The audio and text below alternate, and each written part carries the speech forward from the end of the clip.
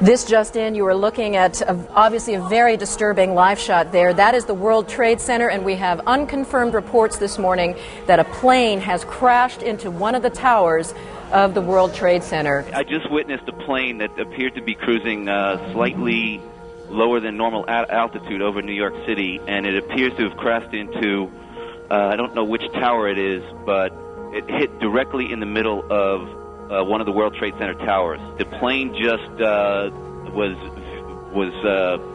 coming in low, and the wingtips tilted back and forth, and then it flattened out. It looks like it's hit at a slight angle into the World Trade Center. I can see flames now coming out the side of the building, and smoke continues to billow. One generation. That's how long it's been since the most consequential terrorist attack in history. 2,977 lives were lost, and a further 25,000 were injured. The economic losses in the first year due to the 9/11 attacks is estimated to be $100 billion. Following 9/11, the decisions taken and their consequences are still with us.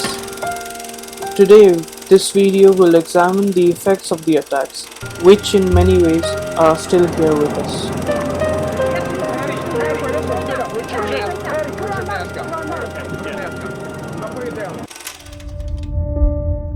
War on Terror. The immediate response to 9/11 was the War on Terror, which resulted in American-led coalitions invasions of two countries on the other side of the world.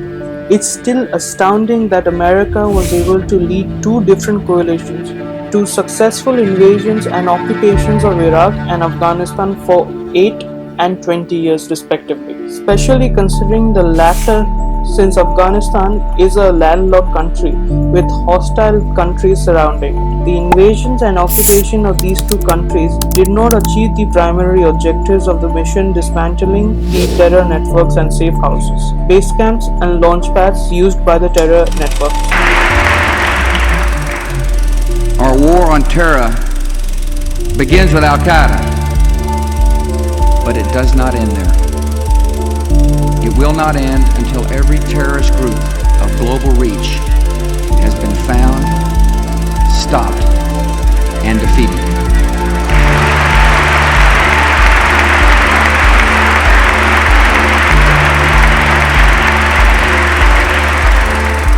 There is no nice way to say this, but the US completely misunderstood the mission in Afghanistan, which would be an intense guerrilla campaign fighting in the mountains and containment in the valleys. The US went into Afghanistan thinking it would be an active combat mission, where they would capture objectives, set up supply lines, and move on to the next target. But that's ignoring the famous fact Afghanistan is tribal. Even if you capture the major cities, Kabul, Kandahar, etc., which the US-led coalition did, there is still hundreds of warlords in the mountains who don't care about. Afghanistan, decentralized mountainous terrain, is the single biggest reason why Afghanistan is so tribal. And Afghanistan's tribal nature is the single biggest reason why the war in Afghanistan was a failure.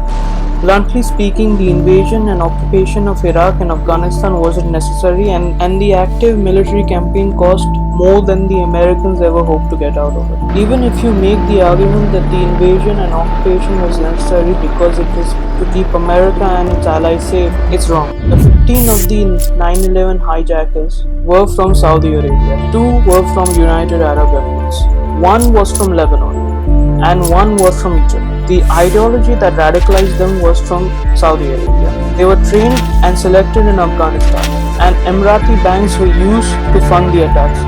So why invade Iraq?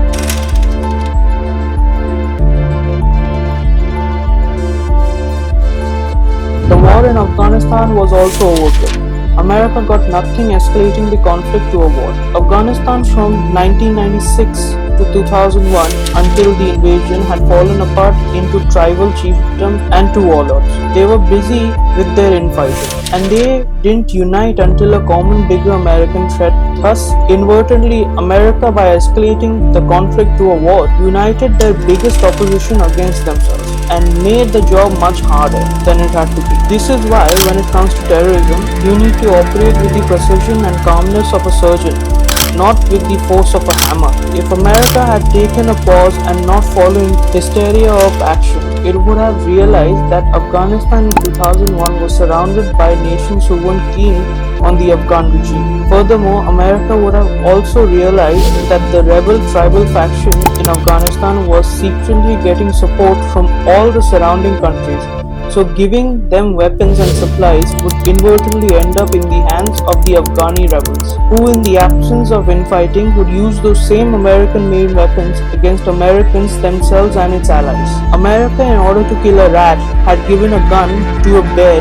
This basically recharged the conflict in Afghanistan to new heights which weren't seen since Soviet-Afghan war, and indirectly paved the way to the resurgence of a new and improved Taliban 20 years later. In the end, the war on terror expanded to include countries such as Afghanistan, Pakistan, Iraq, Libya, Syria, Yemen, Somalia, and the Philippines, and has come at a cost of $8 trillion.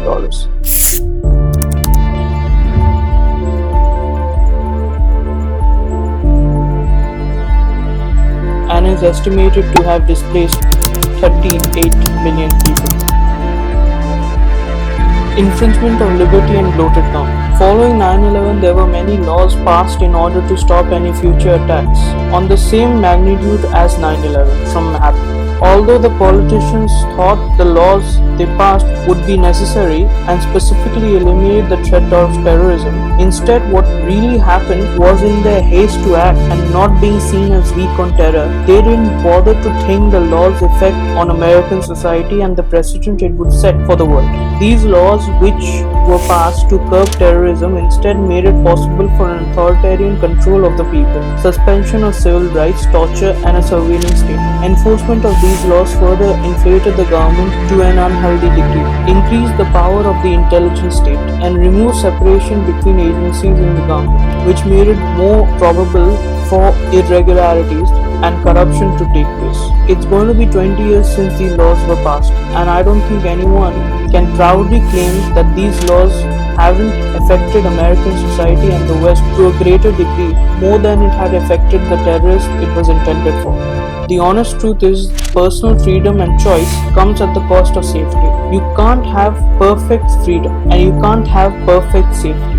You must have a balance, and if in any moment someone starts infringing on liberty, be very wary, because either you actively protect freedom, liberty, and personal responsibility, or you actively constrain it. There is no middle ground. Other inspired terrorist attacks.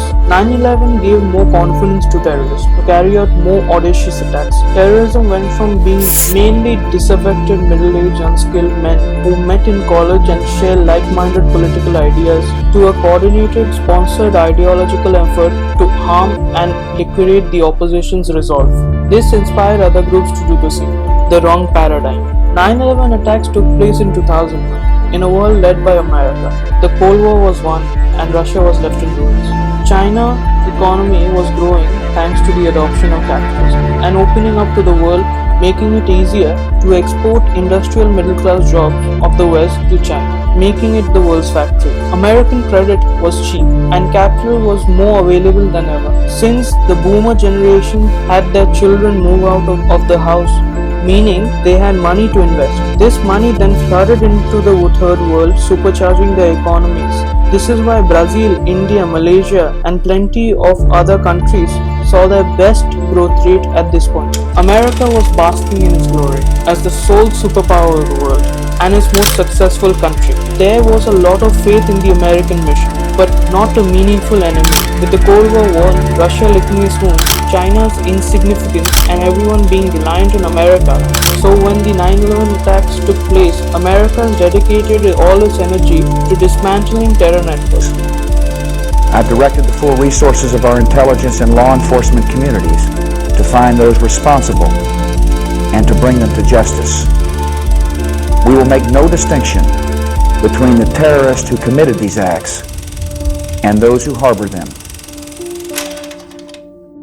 It's quite an experiment in psychology, with the faith in American mission being so strong and then being attacked and taken away, the symbols, business centers, political and intellectual command being attacked. There was this desperation which was motivated by a genuine sense of rebuilding these symbols, which brought Americans together to act and survive, and this caused a haste to take action.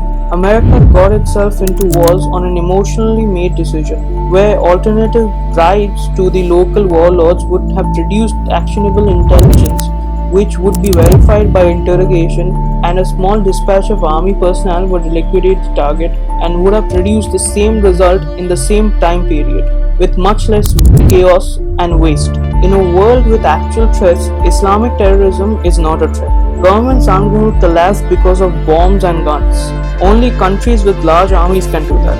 This is the wrong paradigm which America and the West took, devoting over $4 trillion and tens of thousands of lives to take down terror networks which kill less people than obesity America in a year.